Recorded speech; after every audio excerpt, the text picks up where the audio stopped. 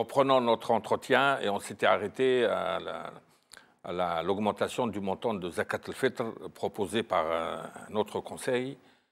Alors, qu'est-ce qu'il y a à Non, dire? moi je voulais juste pour Zakat al-Fitr, parce que tu parlais de Boumediene qui voulait que la Zakat Le Conseil soit supérieur versée. n'a pas voulu donner de fatwa. Et Boumediene a reculé. Moi je parlais juste pour Zakat al-Fitr, ou pour les 45 intellectuels musulmans dont vous avez parlé tout à l'heure. Zakat al-Fitr, est destiné pour le fuqara ou le masakin, c'est-à-dire les pauvres et les nécessiteux. Et on n'a pas le droit de la donner ailleurs. On n'a pas le droit d'utiliser Zakat al-Fitr, par exemple, pour construire une mosquée. Parce que tout simplement, Prophète sallallahu alayhi wa sallam nous a laissé des consignes. Il nous dit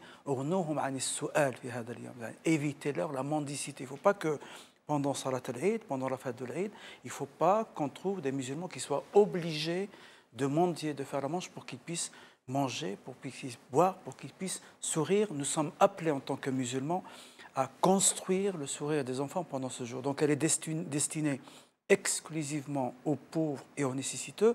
Et bien sûr, on n'a pas le droit d'aller à 10 000 km de là où nous habitons. Et il faut « al-aqrabouna awla bil ma'rouf », comme nous le dit le hadith, c'est-à-dire que ceux qui sont proches sont en plus droit à la zakat que ceux qui sont de l'autre côté. Et bien sûr, ils nous disent en cas de famine, en cas de... Et ça c'est une fatwa qui existe. Voilà. Dans des situations exceptionnelles, on peut évidemment utiliser zakat al-Fitr pour aider ceux qui souffrent en Palestine, en Irak, en Syrie, etc. Ben justement, parce qu'on a des gens de très haut niveau, très doués. Un essayiste très brillant a écrit un livre récemment où il évalue à plusieurs dizaines de millions d'euros la zakat al-Fitr qu'il propose comme alternative au financement par les États qu'il veut mettre à la porte. Donc vous gagnerez à ouvrir un débat avec lui. Parce que lui, il ne voit que le côté émotionnel tout à fait compréhensible après les attentats de 2015. Donc il veut vraiment un sursaut pour promouvoir une religion française, comme il dit. Mais ça traduit une méconnaissance totale de l'islam et de la pratique de l'islam. On ne peut pas dire ce type de choses quand on connaît... Mais il faut être dialoguiste pour deux, vous qui êtes dans les mosquées. Quand on connaît les textes de l'islam et quand on sait que Zakat al-Fitr, comme je l'ai dit, est destiné aux pauvres et aux nécessiteux, qu'on ne peut pas l'utiliser pour n'importe quel... On peut utiliser éventuellement Zakat al-Mal, et encore, Zakat al-Mal, c'est-à-dire la taxe... oui, mais la banque dont vient ce brillant essayiste ne fait partie ni des fuqara ni des masakines. Et voilà, donc c'est ça le problème, c'est que...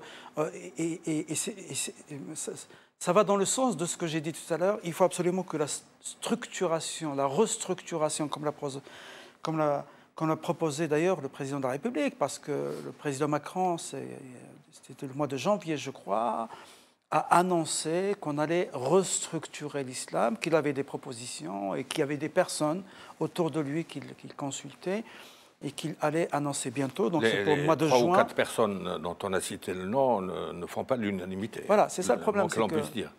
Or, le président Macron, je pense que il veut être le président de tous les Français. C'est pas seulement des bêtes à concours là, qui se mettent à faire ce qu'on a appelé du chauchage dans le langage des colonies, c'est-à-dire des démarches dans l'administration pour avoir des postes.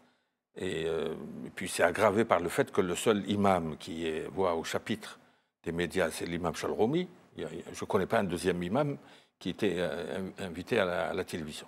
Donc votre rôle à vous, c'est d'essayer d'occuper une partie de l'espace médiatique. C'est un conseil d'imam. Et c'est toutes ces commissions que j'ai citées tout à l'heure. Il y a d'autres. Il y a même une commission qui s'appelle le statut de l'imam, parce qu'on parle beaucoup. Oui. On parle beaucoup des imams, on ne parle jamais du statut de l'imam. Vous savez que quand une association comme nous, ou une mosquée comme nous, quand on engage un imam pour le salarié, la profession, on ne peut pas dire imam, parce que ce n'est pas un statut. Voilà. Vous dites enseignant. Enseignant, éducateur, social. Laïcité oblige. Donc la question... Non, le prêtre est reconnu en tant que prêtre. Le rabbin, il est reconnu en tant que rabbin. Dans la préfecture, c'est un statut qui est reconnu. Mais l'imam, ce n'est pas un statut qui est reconnu. Donc ça, c'est quelque chose sur lequel on demande à l'imam tout. Il faut qu'il soit compétent, il faut qu'il connaisse le contexte, parfois, il faut qu'il apprenne le Coran par cœur. Mais quand il s'agit de le payer, donc quand il s'agit de discuter du statut de l'imam, personne ne parle du statut. Ça, c'est quelque chose sur lequel il faut travailler aussi. Et la dernière commission, c'est celle de la communication. Parce que c'est vrai que c'est bien de faire des fatwas, ou c'est bien de choisir des fatwas parmi celles qui existent et celles qui correspondent le mieux au contexte dans lequel nous vivons. Mais ça serait bien que les imams s'expriment aussi. Ça serait bien que les imams écrivent. On n'a jamais vu en France Risalatul Imam, par exemple, le message de l'imam ou la lettre de l'imam. C'est peut-être quelque chose qu'il faut faire. J'ai dit tout à l'heure qu'on ne peut pas rivaliser avec les réseaux sociaux. Pratiquement tous les obscurantistes, pour rester corrects, ont des sites internet, ont des pages Facebook, ont des Twitter, etc. Très peu d'imams qui savent s'exprimer en français ont une page Facebook, par exemple. Aujourd'hui, c'est parmi les choses qu'il faut absolument faire. Demander aux imams qui peuvent s'exprimer dans les deux langues, qui sont à l'aise en français, il faut qu'ils aient des pages Facebook pour qu'ils s'expriment, pour que les gens puissent les suivre, etc. Parmi les choses dans le domaine de la communication sur lesquelles il faut travailler, un site internet dédié aux imams. Est-ce que vous trouvez normal aujourd'hui que quand les musulmans ont des questions à poser, on ne sait pas vers qui se tourner? Il y a 6 millions de musulmans en France. Vers qui on se tourne aujourd'hui quand on a des questions?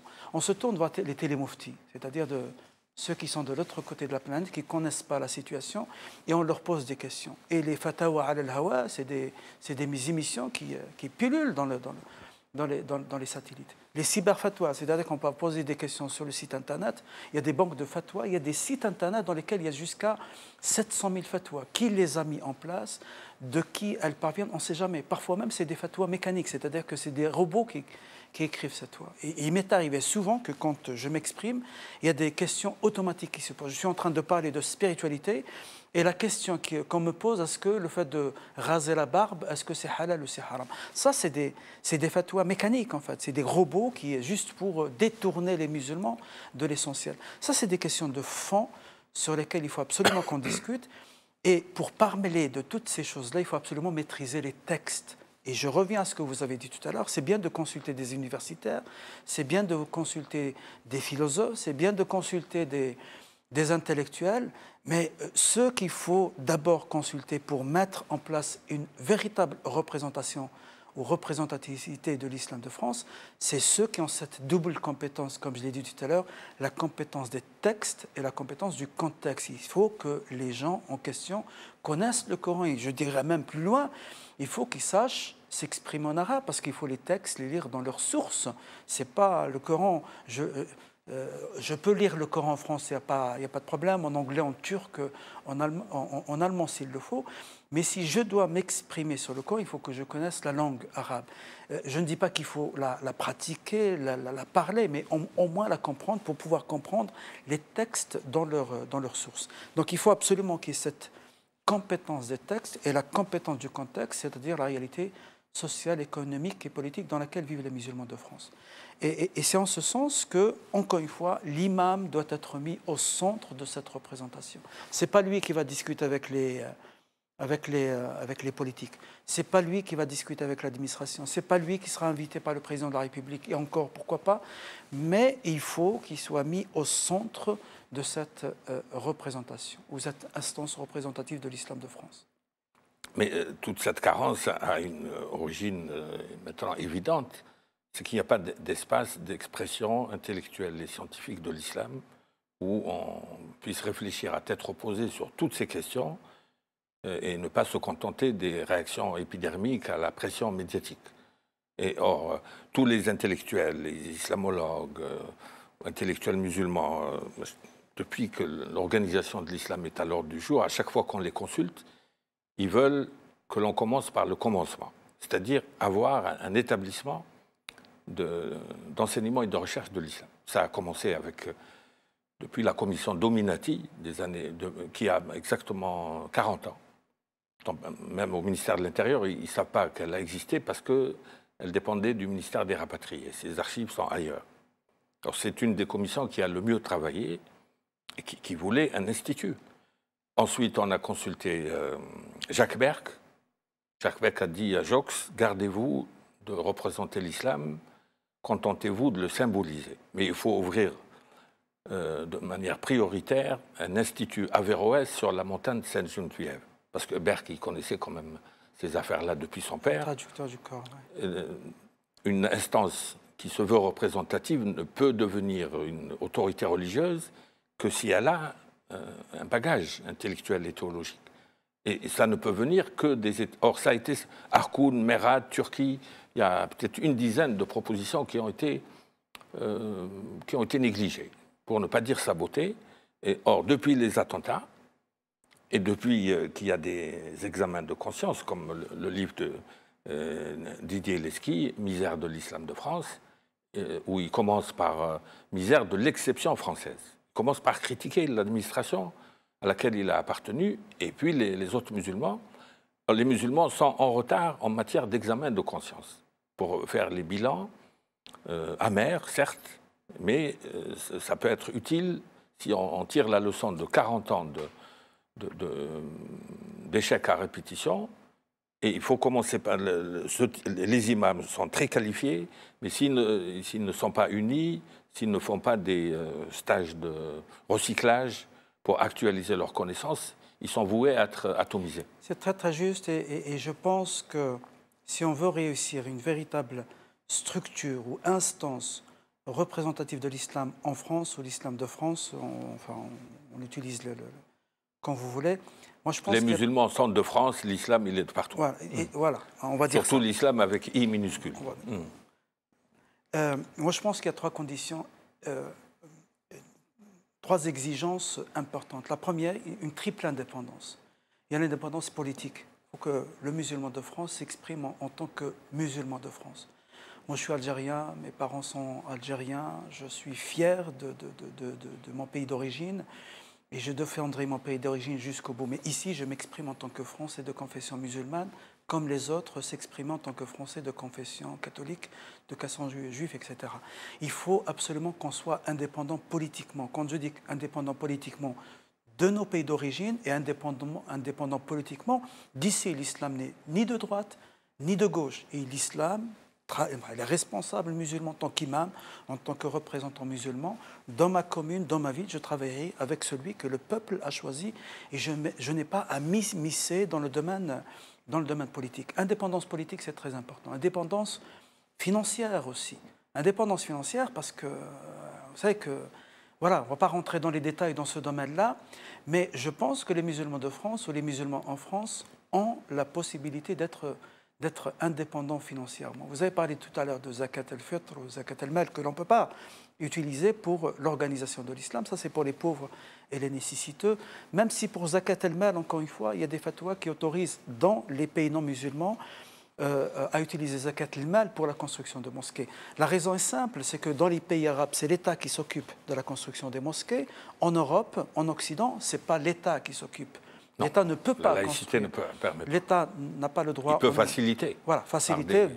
Au nom de la loi de 1905, au nom de la loi de la séparation, l'État ne peut pas construire des mosquées. Et donc, il y a des fatwas. Moi, je suis avec cette fatwa qui autorise que l'on utilise. Parce que dans le fatwa, il y a wafi sabilillah. Wafi sabilillah, c'est-à-dire dans la voie de Dieu. Et donc, on peut éventuellement utiliser la zakat al-mal et pas zakat al-fitr pour la construction de mosquées. Mais il y a les autres, pour être indépendant financièrement, il y a les autres sources ou ressources. Il y a la viande halal qui représente, comme vous le savez, pratiquement... D'ailleurs, la Fondation réfléchit... Les taxes sur le pèlerinage. Voilà. La viande halal qui est représentée dans le chiffre d'affaires est estimée en France à 10 milliards d'euros pratiquement. Le pèlerinage, il y a le pèlerinage, mais il y a tout le Umrah, etc. Pendant cette année, il y a pratiquement 27 000 pèlerins qui partent chaque année au pèlerinage de France. 27 000. C'est pratiquement... Alors c'était 16 000. C'est pratiquement comme l'Algérie. Pendant très longtemps, ça stationnait à 16 000. C'est pratiquement comme l'Algérie. En Algérie, il y a 35 000 qui partent chaque année. Oui, Maroc, la France a un passe-droit. On lui donne plus France, que le quota. Au Maroc, il y a 35 000 qui partent cette année.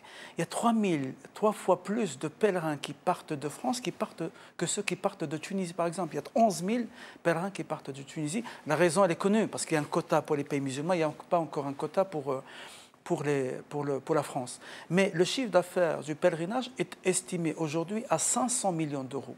Donc on réfléchit, ou l'État, peut-être, il est temps de réfléchir, peut-être pas une taxe, parce qu'une taxe, apparemment, c'est pas possible, mais on parle plus d'une redevance. On utilise le mot de redevance, parce qu'il s'agit de pratique. Le pèlerinage, c'est le cinquième pilier de l'islam. Quand on utilise la viande halal, c'est parce qu'on est musulman.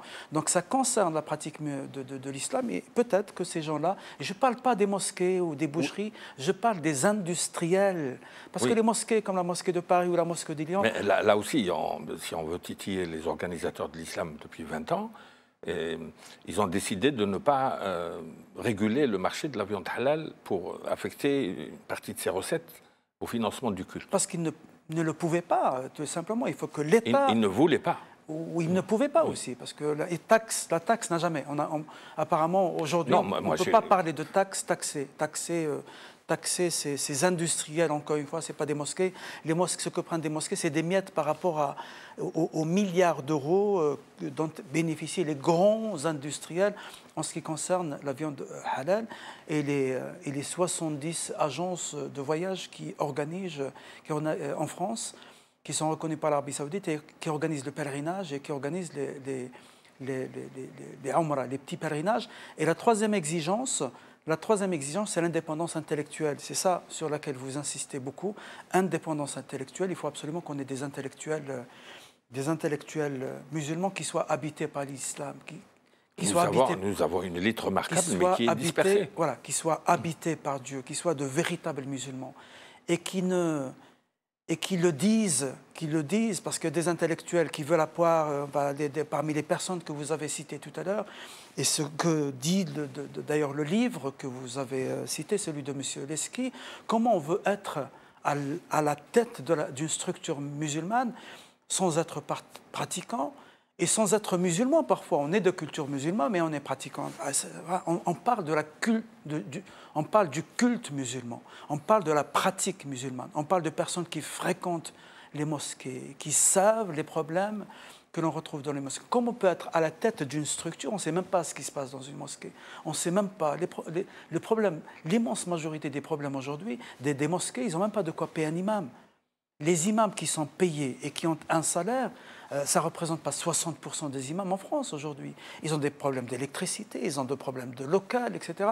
Si on n'est pas conscient de tous ces problèmes qui se posent dans les mosquées, comment peut-on réfléchir à une structure au niveau national? Et quand on dit autant de bêtises, par exemple, utiliser la zakat al-fitr pour organiser de l'islam de France, ça donne une méconnaissance totale et de la structure, la façon dont sont structurés les musulmans de France aujourd'hui, et des pratiques et des piliers de l'islam. Mais le problème, c'est qu'ils ont fait de l'ijtihad en solo. Bon, ils ont déjà le mérite d'avoir commencé. Oui, encore que... Mais comme on les connaît à peu près, ils auraient pu être un peu moins pressés et venir ouvrir un dialogue avec les gens qui dirigent les mosquées. Les mosquées sont ouvertes. Oui, oui. Il y a des opérations, des journées portes ouvertes dans toutes les grandes mosquées. Or, eux n'ont même pas fait le pas pour venir ouvrir un dialogue, s'instruire et éviter cette accumulation d'erreurs qui vexent. Mais ça ne veut pas dire que les choses n'avancent pas au niveau local. C'est pourquoi, parmi les choses sur lesquelles nous avons insisté, c'est que s'il y a une structure au niveau national, il faut qu'elle commence par le bas. Il faut qu'elle commence au niveau local et plus précisément au niveau départemental. Si au niveau du département, il y a une cinquantaine de mosquées, une cinquantaine d'imams qui se connaissent, qui se côtoient, qui échangent un certain nombre de choses. Moi, je fais parfois des khutab Jumu'ah à droite, à gauche. Les mosquées tournent, les imams tournent parfois dans les mosquées. Ils se connaissent, ils se côtoient, ils échangent un certain nombre d'informations. Donc, on est capable de faire en sorte qu'il y ait une organisation au niveau local. Ensuite, si ça marche au niveau départemental, on va passer au niveau régional. Si ça marche au niveau régional, on va passer au niveau national. Mais si ça ne marche pas au niveau national, peu importe si ça marche au niveau local, c'est très important. Parce qu'il y a des mosquées qui sont beaucoup de choses. Vous avez cité notre mosquée tout à l'heure. Nous avons une école de langue arabe et d'éducation islamique dans laquelle on a 400 enfants, c'est des écoles du week-end. On a un institut de formation pour les cadres musulmans, justement. Il y a des médecins, il y a des personnes qui ont un bac plus 4, bac plus 5, bac plus 8, et qui viennent approfondir leurs connaissances en islam pendant le week-end ou pendant le soir. Il y a des choses qui avancent au niveau local. Et ces personnes-là, on ne les consulte pas, justement. On ne les consulte pas parce on les consulte pas alors qu'ils sont dans des mosquées, ils gèrent des mosquées, ils ouvrent des écoles, ils ouvrent des instituts, ils pratiquent l'ijtihad, même si nous, on est arrivé à la conclusion qu'aujourd'hui, il faut absolument un ijtihad jama'i, c'est-à-dire un ijtihad collectif. L'ijtihad passe par l'ijma'. L'ijma', ça suppose un débat. Non, plus que ça. Ce n'est pas l'unanimité, c'est un débat pour se mettre d'accord autour de quelques conclusions. Voilà, et sur les questions, sur certaines questions, ce n'est pas seulement l'imam qui doit se prononcer. Sur les questions de bioéthique dont j'ai parlé tout à l'heure, la GPA, la PMA, l'euthanasie, l'imam, parfois, il est dépassé par toutes ces questions-là. Il faut qu'il soit entouré par des médecins, par des philosophes, par des psychologues, par des psychothérapeutes, etc. C'est ce qu'on appelle l'ijtihad jama'i. Et le médecin a la même voix que l'imam, parce que l'imam, il est là en tant que théologien, enfin, une personne qui a des compétences dans les sciences religieuses. Mais dans ce domaine-là, il faut absolument qu'on soit entouré par les autres. Ils sont en train d'avancer. Et malheureusement, les musulmans, de façon générale, se tiennent très éloignés par rapport à toutes ces questions de société aujourd'hui. Oui, alors, et sur lesquels nous devons absolument travailler. Le quatrième point mentionne le dialogue interreligieux comme, la cinquième commission, oui. Comme activité prioritaire. Alors, vous avez déjà des années d'expérience quand vous avez le forum à partir de Lyon. Islamo-chrétien. Donc, vous avez déjà... Normalement, le dialogue islamo-chrétien ou interreligieux devrait être une émulation, parce que moi, j'ai participé depuis très longtemps, mais on se trouve toujours dans les mêmes situations. Vous avez le représentant des chrétiens qui a un institut derrière lui, qui a des séminaires, exactement, qui a des dossiers. Nous, on vient à titre individuel avec nos lectures personnelles et on se sent en état d'infériorité, quelle que soit notre bonne volonté. Et parfois, c'est les autres spiritualités, c'est les autres porteurs de foi, de spiritualité qui permettent aux musulmans de se réunir. Parce que souvent, de se réunir, on a souvent organisé le forum interreligieux, des imams au niveau national qui ne se rencontrent jamais, chacun travaille de son côté, il n'y a pas d'espace qui les réunit pour discuter, et notamment, une fois, on a organisé un colloque sur le mariage religieux, justement, mariage civil, mariage religieux. Comment on se fait, est-ce qu'on peut se contenter? Aujourd'hui en France, alhamdoulilah, on a dépassé cette étape-là où tout imam dit que l'on ne peut pas faire le mariage civil. On ne peut pas faire le mariage religieux s'il n'est pas précédé par le mariage civil. Et ça même dans les pays musulmans, comme l'Algérie, etc., ils le font aujourd'hui. Mais même ces questions-là, on en discute avec les autres, alors qu'entre nous, c'est-à-dire les imams, ne sont pas d'accord entre eux. Et parfois, ces forums, ces dialogues interreligieux permettent à des imams de se réunir et de savoir de prendre conscience qu'ils ne sont pas sur la même longueur d'onde sur des questions aussi importantes que le mariage religieux. Alors pourquoi ça a pris fin? Parce que là, on a quelque chose d'assez positif. Le nouveau responsable du nouveau SRI, qui s'appelle autrement maintenant Dialogue avec les musulmans, vient de chez vous. Et il est rompu au dialogue. Feroldi, effectivement. Feroldi, et qui était très proche du regretté Maurice Bormans, à qui nous rendons hommage parce qu'il est décédé vers la fin de l'année. C'était un des artisans du dialogue islamo-chrétien depuis des décennies. Alors, entre musulmans, est-ce que vous, en dehors de ces 50 imams là, qui vous ont rejoint, quels sont vos projets d'avenir là, pour essayer d'ouvrir un débat et dialoguer, ne serait-ce qu'avec le conseil théologique créé au moment de l'instance du dialogue? En fait, d'abord, sur le dialogue... Vous avez à peu près les mêmes objectifs. D'abord, ce dialogue, même si, encore une fois, nous ne travaillons pas, le Conseil théologique des musulmans de France, c'est plutôt pour les questions de fatwa, pour les réponses aux questions de société, etc. Nous, notre travail il est beaucoup plus large, beaucoup plus important. Le Conseil théologique des musulmans de France ne s'occupe pas de dialogue interreligieux. Nous estimons en France qu'on est une minorité. Il faut que les imams prennent conscience qu'on est dans une situation de minorité. Il y a 6 millions de musulmans sur 65 millions, on représente 10% de la population nationale, et c'est au nom des textes fondateurs de l'islam que l'on fait. Si je m'engage dans le dialogue interreligieux, dialogue islamo-chrétien ou dialogue islamo-judéo-chrétien, ce n'est pas parce que je suis ouvert ou parce que je suis modéré, c'est parce que le Coran qui me le demande. Ya ayyuhan nas inna khalaqnakum min dhakarin wa untha, nous dit le verset coranique, nous vous avons créé à partir d'un homme et d'une femme, wa ja'alnakum shu'uban wa qaba'ila lita'arafu, et nous avons fait de vous des peuples et des tribus. Louis Massignon disait le Coran attend l'Église depuis 14 siècles. Comment? Massignon disait le Coran attend l'Église depuis 14 sières. C'est l'Église qui refusait le dialogue. Il y a les textes qui ne discutent avec les gens du livre qu'avec la plus grande des courtoisies. Dans une autre version, dans un autre verset, dites-leur ilahuna wa ilahukum wahid wa nahnu lahu muslimun, dans le sens nous lui sommes soumis, pas dans le sens. Donc le dialogue interreligieux est très important aujourd'hui. Il faut absolument que les imams s'engagent de plus en plus. Et c'est dans ce sens, parmi les choses que nous avons décidé, c'est qu'on ne peut s'engager dans le dialogue interreligieux que quand on connaît véritablement sa religion. Et donc la première chose, c'est peut-être d'organiser une formation pour les imams dans ce domaine-là, Inch'Allah. Très bien, merci beaucoup. On vous souhaite un rôle comparable à celui du primat des Gaules par rapport à celui de la conférence des évêques. Et on espère que votre expérience soit contagieuse dans les autres régions. Merci beaucoup. Merci beaucoup. Et à une autre fois.